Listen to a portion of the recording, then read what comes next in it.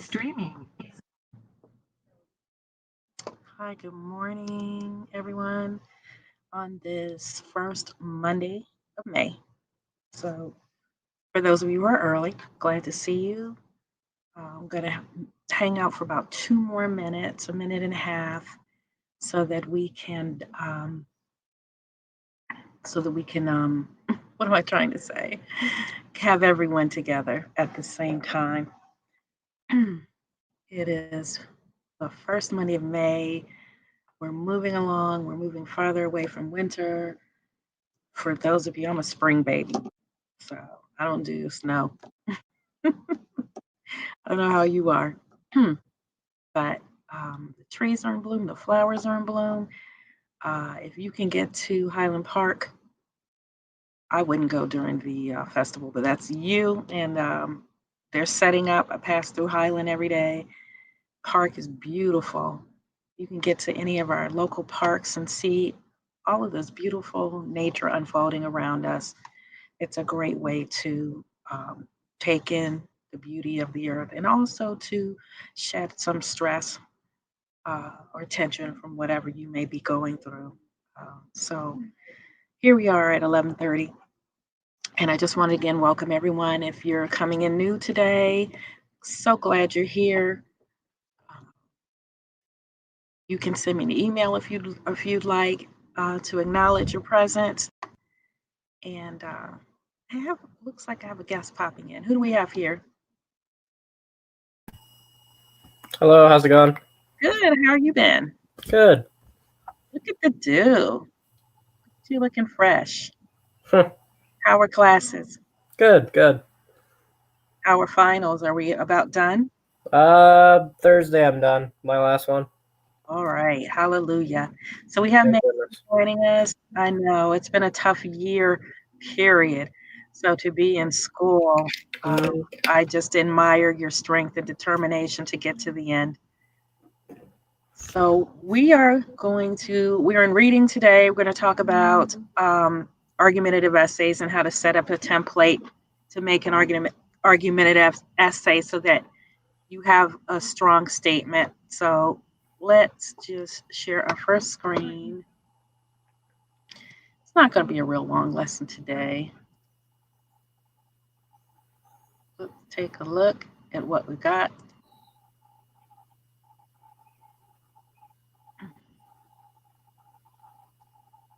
Can you see our screen yet? I see you sharing so I can see it, yeah. Okay, so we're talking about Oh, I non. didn't see your actual slide. I just see the call screen. Oh, let's try that again.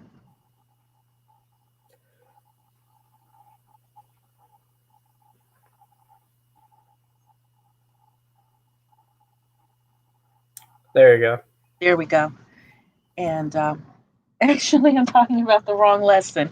I was writing a lesson while I was doing this one. So today we're talking about how an author develops ideas or claims. And so there are different ways of doing it are by description, order and sequence or chronology, cause and effect, compare and contrast, and Says your solution. video was turned off. You can't hear me? No, it's working. Oh, okay. Right. It's our shaky internet Yeah. and then our problem solution.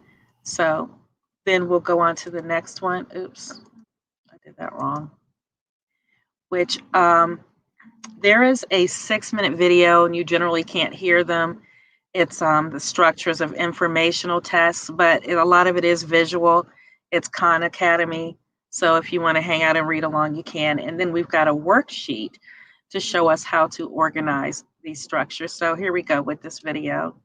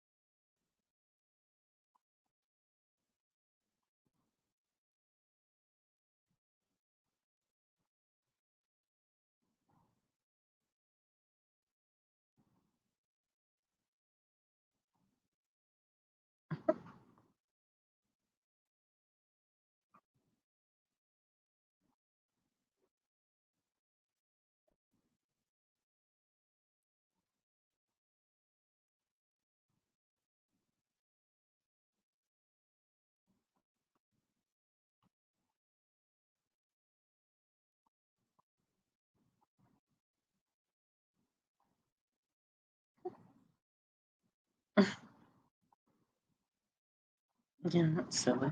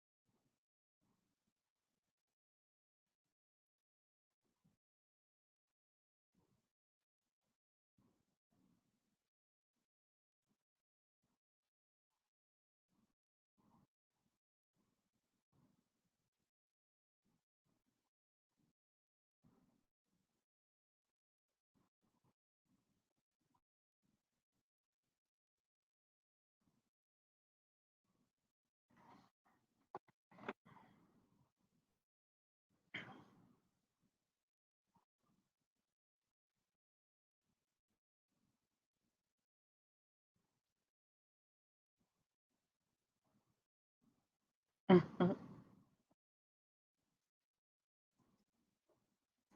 Okay, so um, I thought that was very helpful.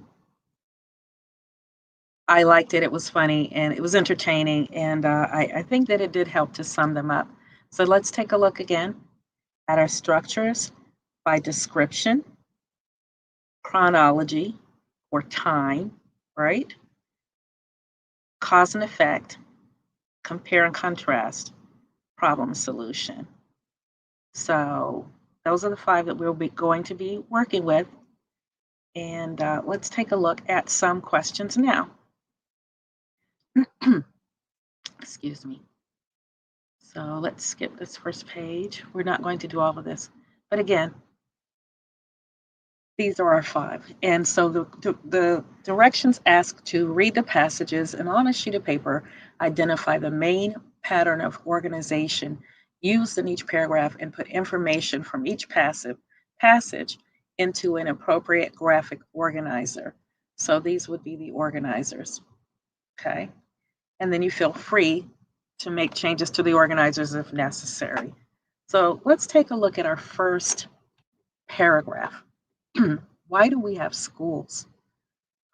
Is there any way? It's a little small. I hope you can see this clearly. Education in our society serves many purposes, but there are three main functions. First, students learn skills that will help prepare them for society. Reading, writing, and mathematics are essential in today's workplace, and many people learn these skills in school. Second, schools serve communities, whether by functioning as polling locations during elections or providing safe havens for students in temporary living situations. Public schools add value to communities. Third, public schools provide a structured environment for children to engage in productive activities um, during many days of the year while their adult caretakers may be working. So, in other words, public schools also provide daycare. These are three of the primary reasons we have schools in our society. So, I'm hearing a list, right, first.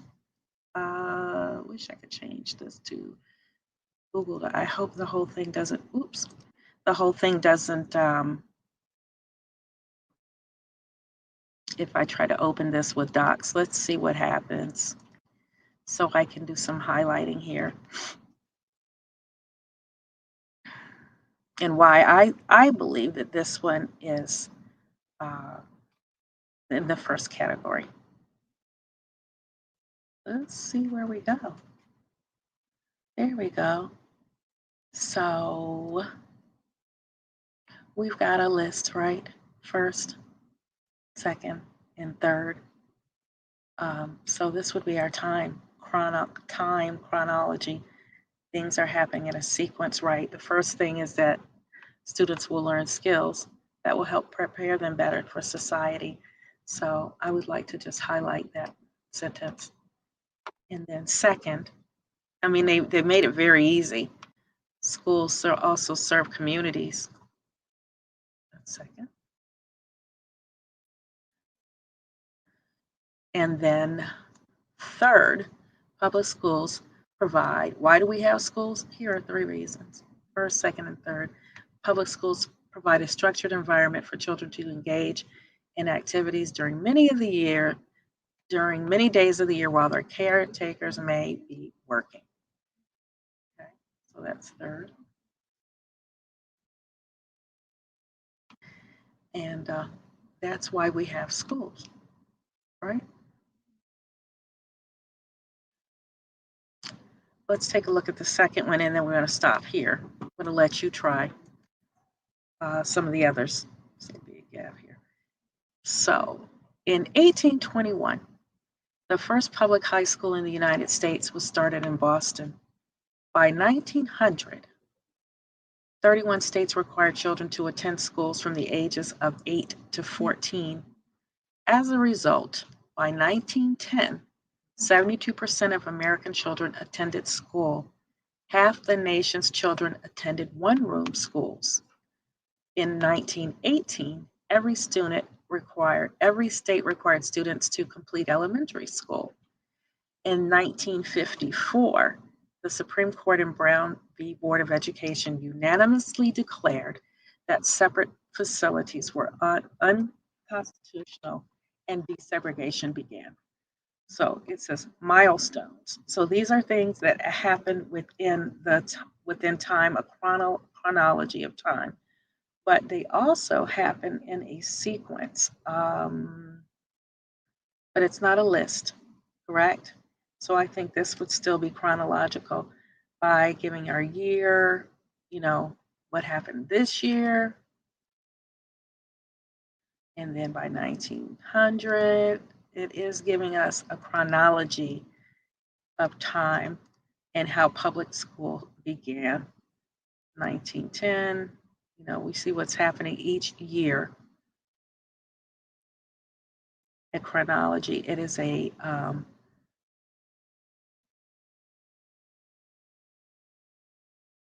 it's history. So they're giving you how it came to be step by step in time, right? Okay, so that's all we have for today. There are 5 more in this section that I wanted you to take a look at. I meant to say 3, I apologize. There are 3 more in this section that I'd like you to take a look at on your own. And you can go back to the top. You can also look at the other sheet that we have. Let's close this out. We can also look at this little chart, which tells us what happens here. And if you want to go back and look at the video, you can do that as well. But I'd like for you to answer those last ones, and we'll talk about them on Wednesday. So that is all reading for today. I have no more classes today. I will see you tomorrow for writing and science. Everyone be well. Enjoy this beautiful day. Okay, Mason, you take care. You as well.